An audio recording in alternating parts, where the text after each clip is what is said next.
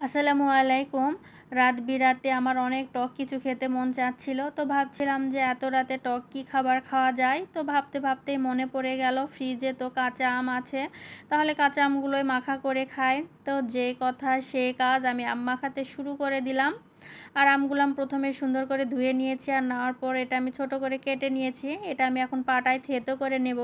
আর পাটায় থেতো করা আম মাখা খেতে কিন্তু অনেক মজা লাগে, আমার কাছে তো খুবই ভালো লাগে। আপনারা কে কে এভাবে খেয়েছেন পাটায় থেতো করে আম মাখা? আমরা কিন্তু ছোটোবেলায় এইভাবে কিন্তু আম মাখা করে খেতাম আগে।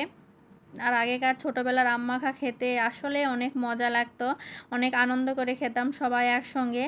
আর এখানে আমার থেতো করা হয়ে গেছে আম, আর আমগুলো থেতো হয়ে যাওয়ার পর এখানে আমি চাটনি করে নিব। তো চাটনির জন্য শুকনো মরিচ, রসুন আর লবণ নিয়েছি, এটা এখন পাটায় আমি বেটে নেব। তো আমার চাটনিও হয়ে গিয়েছে। এখানে আমি সরিষার তেল আর লালি গুড় দিয়ে এটা আমি এখন মিক্সড করব।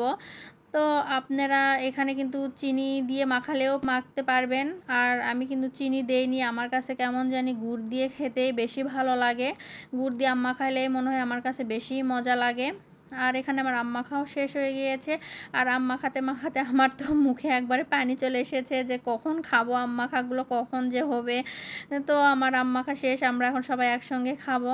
আর আমার ছোট ছেলে দেখে তো অনেক খুশি হয়েছে, কারণ ও টক খেতে খুবই পছন্দ করে। তো আমরা সবাই মিলে একসঙ্গে এখন আম মাখাগুলো খাবো।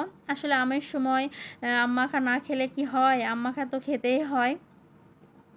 তো আমরা সবাই আম মাখাগুলো খাচ্ছিলাম, আর আম মাখাগুলো আসলে অনেক মজা ছিল, খুব সুন্দর হয়েছিল খেতে। তারপর আপনারা সবাই ভালো থাকবেন, আল্লাহ হাফেজ।